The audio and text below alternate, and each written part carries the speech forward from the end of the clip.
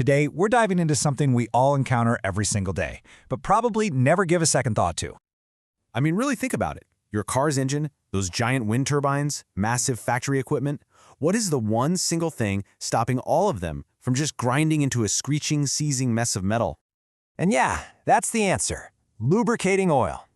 We're calling it the unseen hero for a reason, because it's so much more than just some messy fluid you try not to get on your hands. It's actually a piece of high technology, a super-engineered solution that protects the machines we absolutely depend on every single day.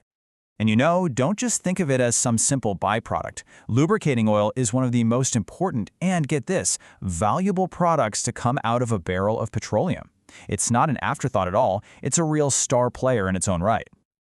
So, what's this stuff actually made of? Well, when you break it down, every lubricating oil really just has two core ingredients. You've got a big chunk of what's called base oil, we're talking 80 to 90% of the mix, and then a much smaller but super important slice of additives. And these two things, they're the building blocks for our entire journey today. Okay, so let's tackle that big slice first. We're going to dive into the oil's origin story to figure out where that super important base oil actually comes from. Now, this is crucial. It's not just any old leftover from the crude oil barrel.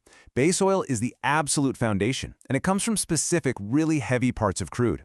We're talking about stuff like vacuum gas oil, or VGO for short, and the even heavier stuff called residuum. And if you want the absolute best of the best, the highest quality stuff, producers go for something called hydrocracked VGO to get maximum purity. Okay, so we've got our raw material, but you can't just pour that straight into your engine. No way. Next, it has to be forged in the refinery. This is a critical process that transforms it from just a raw substance into a really stable, highly purified product. And that whole transformation basically happens in three key stages. First up is solvent extraction. This pulls out all the unstable compounds to make the oil naturally more stable. Second, there's a really important step called dewaxing, and we'll circle back to that in a sec. And finally, hydrofinishing.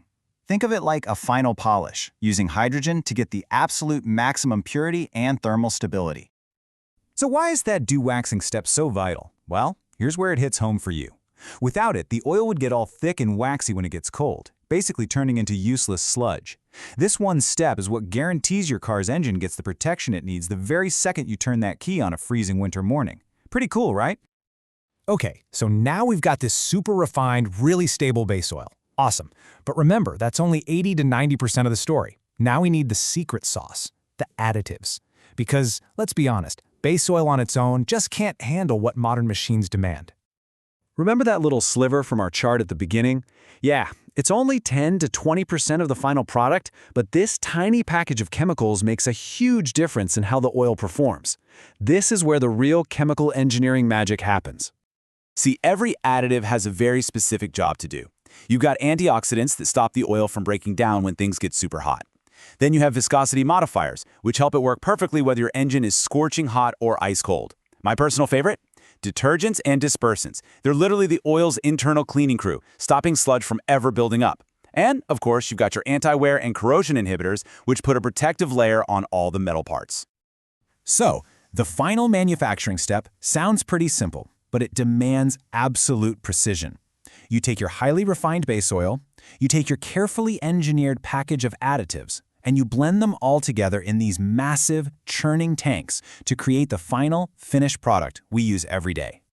And the result of all that crazy hard work? That's the oil that goes into your car or into a giant factory machine. So let's take a look at what this final product actually does, and, what separates a good oil from a great one. It really all boils down to these four core jobs. First, it creates this tiny protective film between moving parts to slash friction and wear. Second, it acts like your body's circulatory system, carrying heat away from hot spots like pistons to cool things down. Third, it coats metal surfaces to protect them from rust and corrosion. And fourth, it keeps on being that cleaning system, grabbing tiny bits of gunk and carrying them off to the oil filter. Now, as you've probably seen at the auto parts store, not all oils are created equal. You've got your mineral oils. These are the traditional kind, refined right from crude oil. They're economical and they work great for a lot of applications. Then, on the other side, you have synthetic oils. These are basically designed and built from the ground up in a lab. Their molecules are all uniform and pure, which gives them way better performance and stability, especially when things get really hot or really cold. And of course, there are also semi-synthetics, which kind of blend the two to give you a balance of price and performance. So when engineers talk about an oil's quality, they're not just winging it. They measure it using a few key, standardized properties. Let's quickly run through the most important ones so you know what they're talking about. First and foremost, you've got viscosity. In simple terms, this is just the oil's resistance to flow. You know, how thick or thin it is. And it's a super critical balancing act. If it's too thin, it won't create a strong enough protective film. But if it's too thick, it won't flow easily enough to cool and lubricate all the parts that need it. Next up is the pour point. And this ties right back to that dewaxing process we mentioned. It's the absolute lowest temperature where the oil is still fluid enough to actually pour. So, a lower pour point is absolutely crucial for good performance in cold climates. And finally, there's the flash point. This one's a huge measure of safety and stability. It's the lowest temperature where the oil gives off enough vapor that it could momentarily ignite if there was a spark. A higher flash point means the oil is more stable and a whole lot safer to use in really high temperature places. Like, inside a hardworking engine. So, after all of that, from picking specific parts of crude oil to putting it through intense refining to precisely blending in those powerful additives, we land on the single most important idea here. It is not just oil. It's a complete, liquid, engineered protection system, designed from the molecule up, just to keep our world moving. And that kind of leaves us with a final thought to chew on. What other things in our daily lives, things we think are simple, are actually hiding this incredible level of complexity and just brilliant engineering? It's something to think about. Thanks for joining me on this one.